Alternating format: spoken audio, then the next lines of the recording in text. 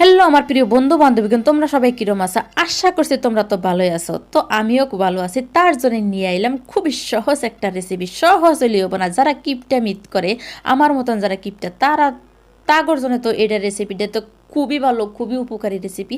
আর এই রেসিপিটা খালি কিন্তু খুবই ভালো লাগে আর খুব কম খরচে, তার মানে বিনা খরচে মানুষের বাড়ি থেকে নাইরের চোষা তুইলাই না বা চাইয়াই না, কিন্তু এই রেসিপিটা খুব সহজভাবে বানান যায়। তো যাই হোক, আমি কিবা করে বানাই আর কিবা করে খাই ওইটা তোমার হাতে শেয়ার করবো। তারপরে যেখানে নিয়ে নিচ্ছি করা ফুডি মুড়ি মাছ, তো এই ফুডি মাছ দিয়ে আর এই নাইরের চোষা দিয়ে কী করি ওইটা আগে দেখো।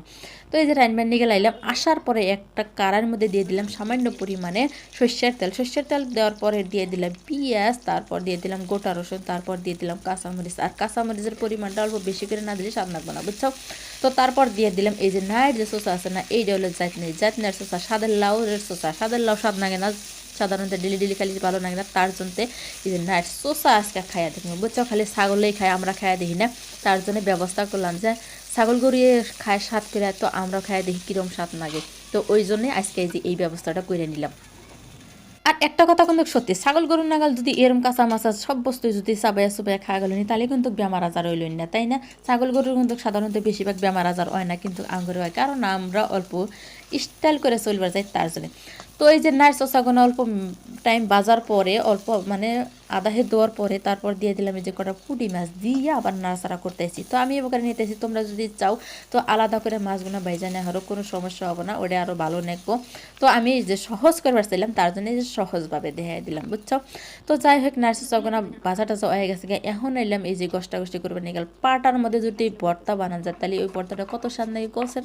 তো আমার কাছে তো ভালো লাগে। তারপরে এই যে এটা হলো বন্ধনিয়া, বুঝছো?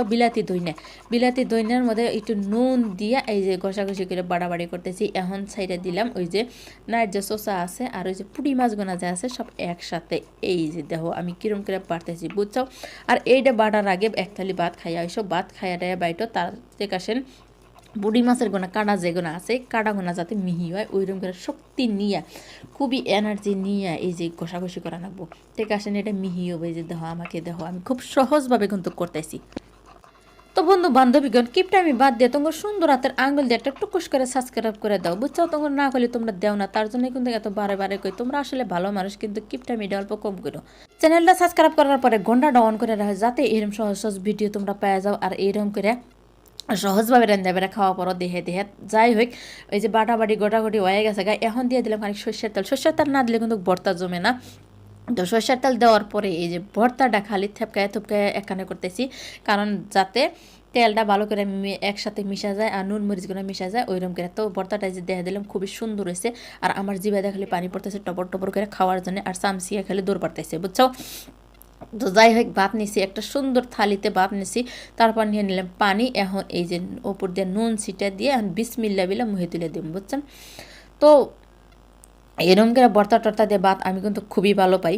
যারা যারা ভর্তা পাগল আছে তো এরম করে খাইয়া দেওয়া খুবই ভালো লাগবো। আর ভর্তা দিয়ে ভাত কিন্তু আসলেই ভালো লাগে, আমার কাছে তো ভালোই লাগে। ভর্তা হলে আমার কাছে আর কিচ্ছু লাগে না। তারপর এই যে মুহে দিলাম, এটা কিন্তু খুবই স্বাদই লাগে, খুবই ভালো হয়েছে। তো একদিন অবশ্যই তোমরা খাইয়া দেখো, খুব চটপট করে খাইয়া দেখা, বা পাশের বাড়ির যদি নার্স থাকে গরু ছাগলে না দেন, নিজেরা একদিন খাইয়া দাও, আসলেই ভালো লাগবো। তো বন্ধু বান্ধবীগণ, যাই হোক আমি এখন খাইয়া থাকবো, আমার কাছে কিন্তু এটা ভালোই লাগতেছে। যদি আমার ভিডিওটা তোমার ভালো লাগে লাইক শেয়ার কমেন্ট করে দিও। তো আজকের মতো বিদায় নিতেছি তোমার থেকে, আবার রসমো কোনো নতুন রেসিপি নিয়ে। তত টাইম তোমরা সুস্থ থাকো, ভালো থাকো, কথা হাফেজ।